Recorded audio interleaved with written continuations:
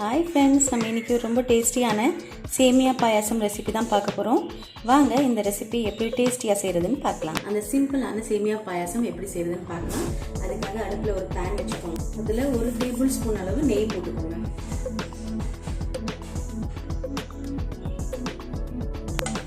First நெய்ல நம்ம கொஞ்சம் இந்த முந்திரி திராட்சை எல்லாம் வறுத்து எடுத்துக்கலாம். இது எல்லாமே 1-2 டீஸ்பூன் அளவு எடுத்து வச்சிருக்கேன். நட்ஸ் எல்லாம் நம்ம இஷ்டம் தான், நம்ம எவ்வளோ சாப்பிட்றோமோ விரும்பி அவ்வளோ போட்டுக்கலாம். சூடாகிடுச்சு.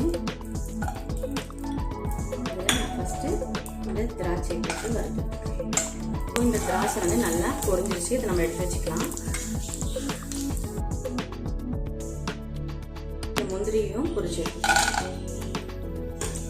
நிறைய நெய் போட்டு பொரிச்சு எடுத்துக்கனாலும் எடுத்துக்கலாம். இப்போ இந்த முந்திரி பருப்பு நல்லா பொரிஞ்சிருச்சு, ப்ரௌனிஷ் ஆகிடுச்சு. நம்ம எடுத்துக்கலாம். இதில் கொஞ்சம் நெய் இருக்குது. நீங்கள் வேணும்னா ஒரு 1/2 டீஸ்பூன் அந்த மாதிரி நெய் ஆட் பண்ணிக்கலாம். நான் கொஞ்சமாக நெய்யில் கொஞ்சம் ஆட் பண்ணிக்கிறேன். ஸ்டவ் ஒரு 1/2 டீஸ்பூன் அளவுக்கு ஆட் பண்ணிக்கலாம்.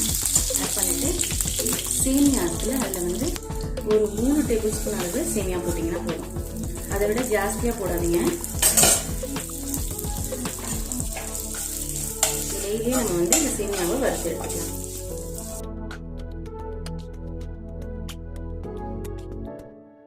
இது ஓரளவுக்கு நல்லா பாதியை வறுப்பட்டுருச்சு.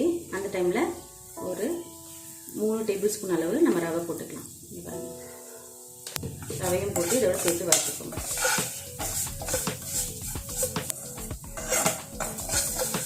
பேன் சீக்கிரமாக ஹீட் ஆகிடும். அதுவும் இல்லாமல் நம்ம நெய்யில் வறுக்கிறதுனால எண்ணெயில் சீக்கிரமாக இது வறுக்கட்டும். பாருங்க, இது நல்லா ப்ரௌனிஷாக சூப்பராக வறுப்பட்டுருச்சு. இந்த ஸ்டேஜில் நம்ம இதுலேருந்து எடுத்துக்கலாம். இந்த அளவுக்கு வறுத்தோம்னா நம்ம வேறு பாத்திரத்தில் எடுத்து வச்சுக்கலாம். நம்ம வேறு பாத்திரத்தில் போட்டுட்டோம். இப்போ நான் ஒரு 1/2 லிட்டர் பால் எடுத்து வச்சுருக்கேன். காய்ச்சின பால் இதை நம்ம இந்த பேனில் ஆட் பண்ணிக்கலாம்.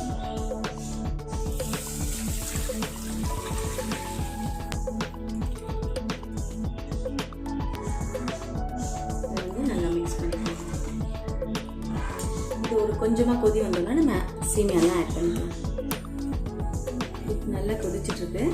இந்த ஸ்டேஜில் நம்ம வறுத்து வச்ச சேமியாவை ஆட் பண்ணிக்கலாம்.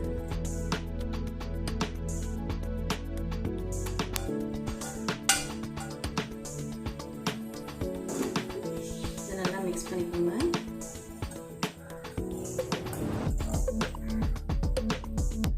ஒயிட் சுகரா இல்லைன்னா ப்ரௌன் சுகர்ன்றது உங்களுடைய சாய்ஸு. இது சேமியா ரொம்ப வேகணும்னு அவசியம் இல்லை. இப்போ நம்ம இந்த சேமியா வறுத்து போட்டிருக்கிறதுனால ஈஸியாக வெந்துடும். இந்த ஸ்டேஜ்லேயே நம்ம சுகரை ஆட் பண்ணிக்கலாம். ஒரு 1/2 கப் அளவு சுகர் ஆட் பண்ணுறேன். நம்ம பார்த்துட்டு ஆட் பண்ணிக்கலாம்.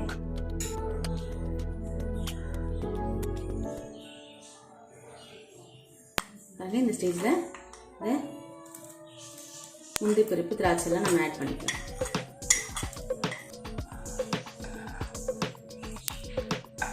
அவ்வளோதான், நம்மளுடைய சேமியா பாயாசம் ரெடி ஆயிடுச்சு. நல்லா சூப்பராக எம்மியாக டேஸ்டியாக இருக்கும். இப்போ ஃபைனலாக இதில் நான் கொஞ்சமாக கண்டென்ஸ்ட் மில்க் ஆட் பண்ணுறேன். மில்க் மேட் வேறு எதுவும் இல்லை, நம்ம மில்க் மேட் தான் ஆட் பண்ண போகிறோம்.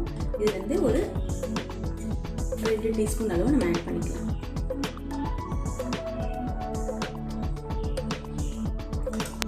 இறக்கிறதுக்கு முன்னாடி ஆட் பண்ணிவிட்டு கிளறிட்டு ஆஃப் பண்ணிவிடுங்க.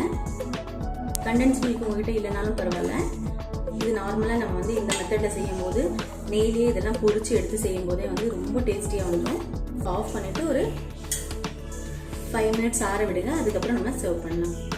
இந்த ஈஸியான சேமியா பாயாசம் நீங்களும் செஞ்சு பாருங்கள். இப்போ சர்வ் பண்ண வேண்டிய டைம் வந்துச்சு.